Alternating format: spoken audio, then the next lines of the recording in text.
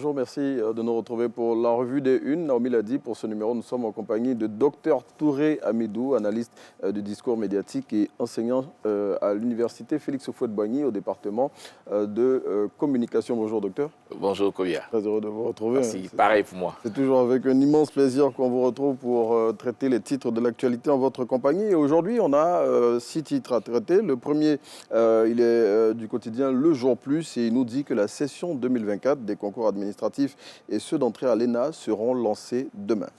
Oui, comme d'habitude, c'est une tradition de lancer les concours pour la section à la fonction publique. Oui. Et donc, naturellement, tous les concours ne seront pas ouverts. Oui, il faut faire la différence entre les concours supprimés et les concours ouverts. C'est la partie ouverts, cette année. Hein. Oui, tous les concours ne seront pas ouverts cette année.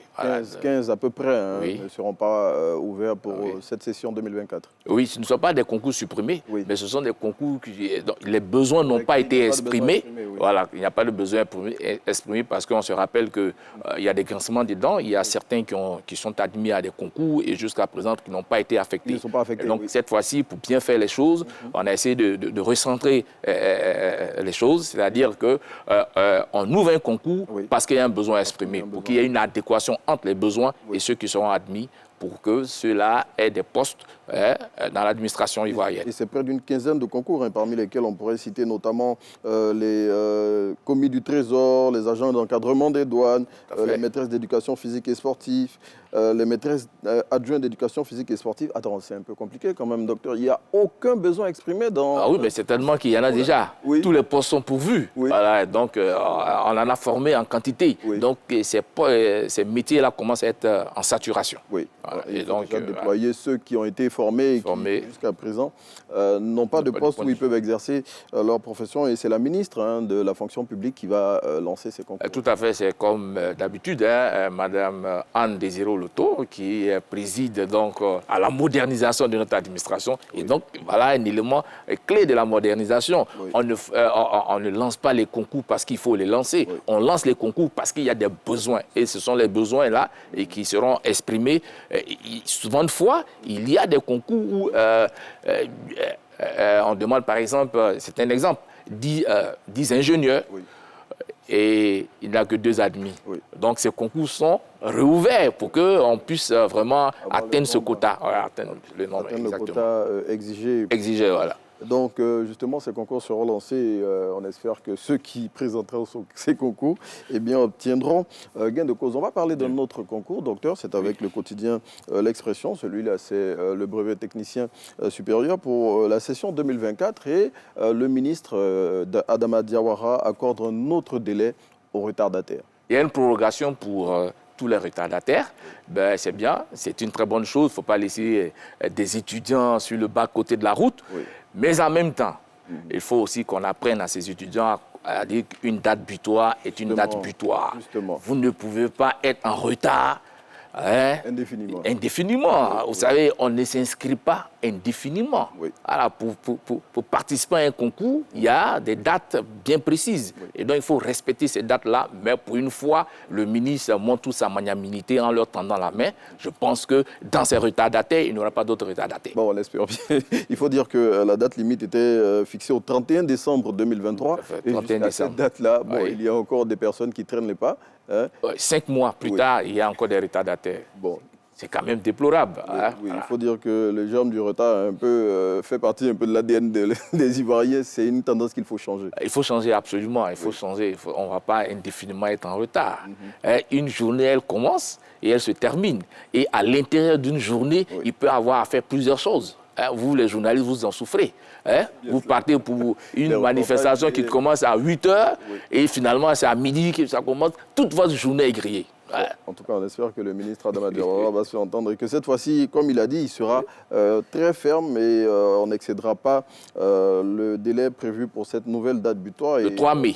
Le 3 mai, c'est la date butoir.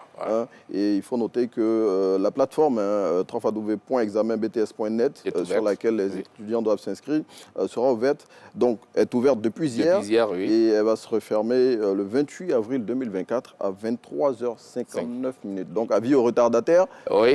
Faites vite, allez vous inscrire, sinon il n'y aura pas d'examen de BTS pour vous cette année. Bon. On espère que ce ne sera pas le cas pour certains candidats. Soir Info maintenant nous dit que dès l'année prochaine, docteur, le mandarin sera enseigné dans un établissement d'excellence ici en Côte d'Ivoire.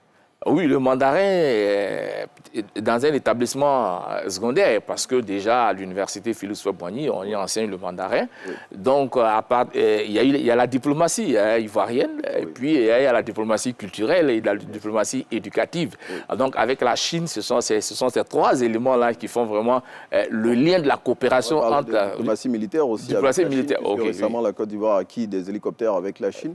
Tout à fait. Oui. Et donc, c'est tout cet ensemble-là qui fait qu'on parle de coopération entre deux pays. Et c'est une très bonne chose. La Côte d'Ivoire s'ouvre et que ce sont des jeunes lycéens qui vont apprendre le mandarin.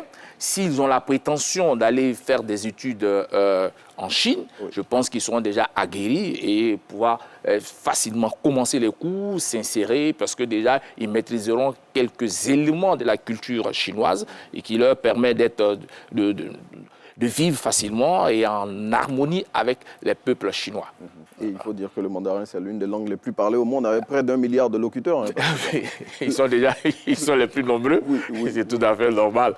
Voilà, okay. Et donc, c'est un bon pas qui est fait dans le sens de la diplomatie, comme l'avait dit, éducative par les autorités ivoiriennes. Et j'imagine que c'est une étape expérimentale et après elle, ça sera implémenté. Oui, on pourra le voir. Donc, vous savez que déjà, il y a des langues, il y a les langues vivantes et les langues, voilà, les langues vivantes 1 et 2. Voilà, c'est une autre langue vivante. Et si, cela fait partie carrément de la diplomatie, de la diplomatie culturelle. Voilà, c'est bon que la Côte d'Ivoire s'ouvre culturellement.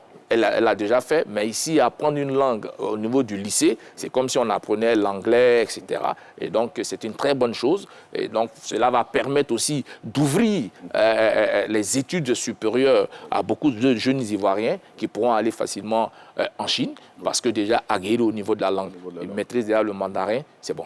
Ok, en tout cas, on attend de voir ça et de voir ce que ça va pouvoir donner aussi. Nous sommes en phase expérimentale.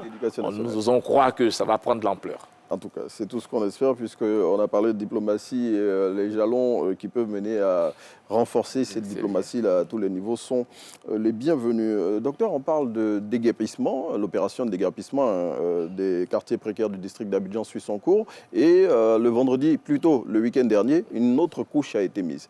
Nous y reviendrons. Avec le déguerpissement, effectivement, cette fois-ci, c'est dans la commune de Cocody. Oui. Oui, c'était important. C'était seulement dans les quartiers dits populaires. Oui, on dit le district d'Abidjan. Oui. Et donc, naturellement, vous savez, on s'en plaignait. Il y a eu un désordre architectural incroyable dans Abidjan. Alors, détruit des bidonvilles, déjà, le mot lui-même, il est déjà péjoratif, et sous des hautes tensions, je pense qu'on pense plus à leur vie qu'eux-mêmes ne pensent à leur vie. Mais donc, on a tenté un temps soit peu de donner un visage humain, mais déjà, il y a des grincements des dents par rapport aux populations, enfin, dans les quartiers où il y a eu ces déguerpissements récemment. Vous regardez la zone du zoo, et tout le quartier précaire qui est dans le trou. Quand ils ont été déguerpis, ils se retrouvent dans les quartiers alentours. Ils frappent à votre porte à 23 heures. Pour vous demander à manger, ils n'ont plus rien. Bon, il faut qu'on accorde un petit visage humain pour que vraiment les populations soient sereines. Oui. Voilà. Et justement, les célèbres Faniko de Yopougon aussi ont été emportés par cette opération. Hein. Oui, je pense que c'est un visage connu d'Abidjan. Les Faniko, maintes reportages ont été réalisés à cet endroit. Et si vous remarquez bien, quand il y a des très fortes pluies à cet endroit, Yopougon est coupé en deux. Ceux qui sont déjà à Djamé ne peuvent pas rentrer, ceux qui sont à Yopougon ne peuvent pas sortir. Je pense que c'était une image qui était en dévasage avec la forêt même du Banco. Il fallait vraiment remédier rapidement les médias. Rapidement, docteur, la Côte d'Ivoire et le Burkina sont repartis. Deux pays liés par l'histoire, des frontières poreuses. Je pense qu'avec les défis sécuritaires au Burkina et à la frontière de la Côte d'Ivoire, rien d'autre ne pouvait se passer que l'entente. Donc je pense que c'est ce qu'ils ont fait, essayer de se rencontrer pour aplanir les différends, surtout que nous avons 2 gendarmes là-bas et qu'eux aussi, ils ont 2 éléments ici. Je pense qu'avec la paix, on peut faire l'échange sans problème. et sans problème. Et justement, c'est tout ce qu'on espère. Et avec cet élan-là qui a été donné par le ministre Téné Birahima Ouattara et son homologue du Burkina Faso, on espère que les choses vont rentrer dans le docteur. Merci. Merci à toi. C'est ligne de l'actualité avec nous. On vous laisse en compagnie de Naomi Amousso à la fée pour la suite de Maté Bonheur. Merci.